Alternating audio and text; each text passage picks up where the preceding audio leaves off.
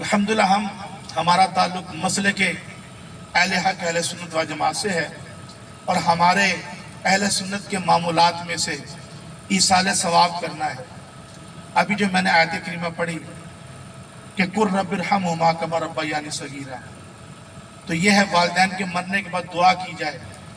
तो ये दुआ करना, यही दुआ अगर हम तीसरे दिन कर लें, दूसरे दिन कर लें, उसे कुल कह देते हैं। यही दुआ अगर 10वें दिन 20वें दिन कर लें, उसे 10वां 20वां कह देते हैं। यही दुआ अगर इकट्ठे होकर 40 दिन के बाद कर लें तो ये इसे 40वां कह देते हैं।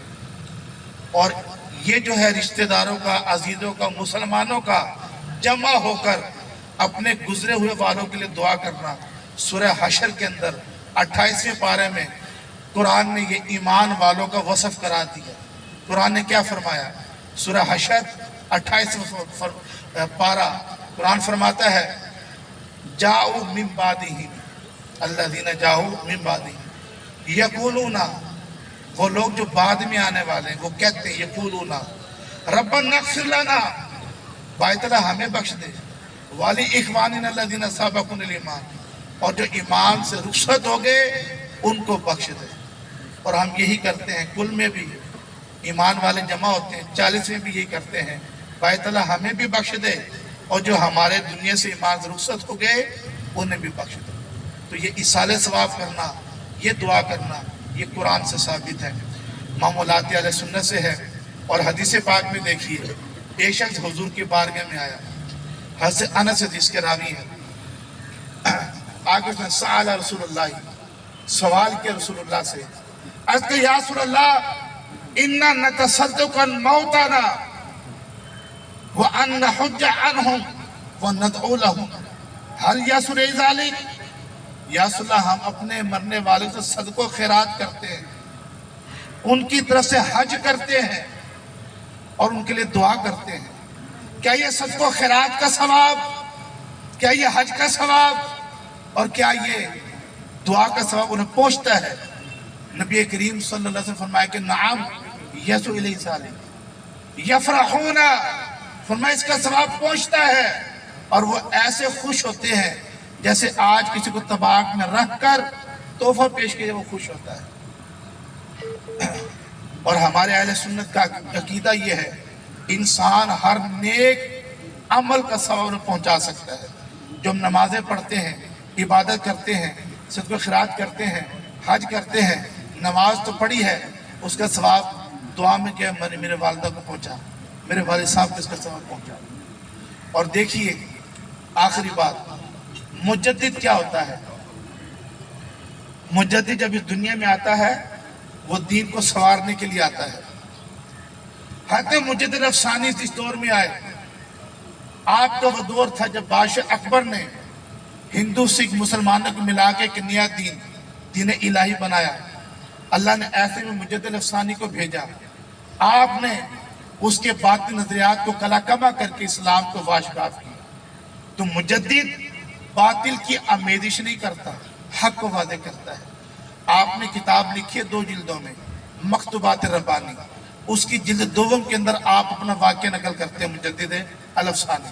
आप फरमाते मेरा ये मामूल था, मैं खाना तैयार करता और खाना बनाकर सामने रखकर खाने को मैं उसका ईसाल सवाब पेश करता था अहले अबा, यानी पंचतन पाक, अबा कहते चादर को।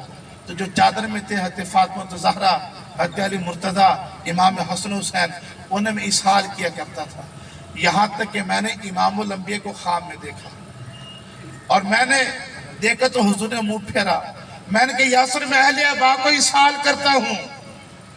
हुजूर ने फरमाया हमें वो खाना पसंद है जो अम्मा आयशा के घर से होके आता है। फिर आप समझ गए कि मैं अज़वाज मुतहरात को शामिल नहीं करता। फरमाते मैं सारी जिंदगी इमाम रखा, जहाँ अहले अबा को इसहाल करता था वहीं पर फिर मैं अज़वाज मुतहरात को भी इसहाल करता था। अगर माज़अल्लाह ये इसाले सवाब की महफिल करना ये अगर बिदत होता, नाजायज़ होता, हराम होता, हज़रत मुजद्दिद अफ़सानी कभी भी करते नहीं, क्योंकि मुजद्दिद आता क्या है? हक को वाज़े करने के लिए, बातिल को मिटाने के लिए। तो मैंने इख्तिसार के साथ ये जो अहले सुन्नत का मामूल है इसाले सवाब, قرآن کی آیت بھی آپ کے سامنے رکھی اور آپ کے سامنے میں نے حدیث بھی رکھی.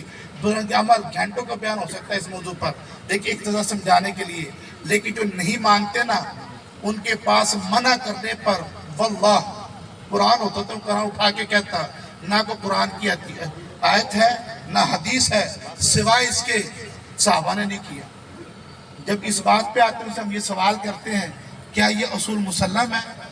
یہ اصول کس نے لکھا ہے کہ جو صحابہ کریں گے ہم بھی وہی کریں گے، صحابہ نہیں کریں ہم نہیں کریں گے؟ یہ اصول کس کتاب میں لکھا ہے؟ کیا بخاری میں لکھا ہے؟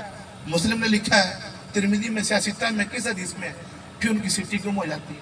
اچھا مان ملے مسلم ہے تو کتنے کام ہو تم وہ کر رہے ہو جو صحابہ نے کیا. خاص اصالہ ثواب میں یاد آئے گا یہ کہتا اسپیکر جو ہے وہ بھی ان کی مساجد بھی ہے، جس نے دیا ہوگا ثواب کی سے دیا ہوگا. ان کو مولوی بیان کرتا ہے کیا صحابی نے کیا اسپیکر بیان؟ بدعت نکالو. قرآن پہ جو اعراب ہے ان کی مساجد میں بھی اعراب والا قرآن رکھا ہوا ہے، کیا صحابی نے اعراب لگائے ہیں؟ جہاں بھی یوسف کے دور میں لگے تو بدعت والا قرآن پڑھتے ہیں وہ، کیا پڑھنے والے کا ثواب ملے گا اس کے اوپر اعراب والا؟ وہ پھر خود پھنس جاتے ہیں. تو یہ کوئی اصول نہیں ہے، اس طرف عوام کو مغالطہ دینے کے لیے. اور پھر ہماری عوام میں ایسی علماء سے پوچھتی بھی نہیں یار کسی نے یہ کنفیوژن ڈال دی ہے بتانا تو اس کے جواب کیا ہے، وہ بھی یقین کر لیتی ہے اپنے ذہن سے سوچ کر کیونکہ مجھے جواب نہیں نہ آیا تو شاید اس کا جواب نہیں ہے. تو قرآن نے کیا فرمایا فَاسْأَلُوا عَلَىٰ ذِكْرِي إِن كُنتُمْ لَا تَعْلَمُونَ. تو علماء سے جڑے رہیں تو آپ کے عقائد و نظریات اہل سنت کے محفوظ رہیں گے. فتنے کا دور ہے، سوشل میڈیا کا دور ہے، طرح طرح کے وہ بیٹھے ہوئے مرزا جیلمی سے لے کے غامدی تک اور غامدی سے لے کے ایک اور پروفیسر ہے کہ جو آ کے باطل نظریات عام کرتے ہیں ان سے خود بچیں اور علماء سے عقیدہ اہل سنت مسئلہ اہل حق کے علماء سے جڑے رہیں تاکہ آپ کے صحیح عقیدے کی صحیح عمل کی اصلاح ہو سکے. اللہ تعالیٰ ہمیں عمل کی توفیق عطا فرمائے.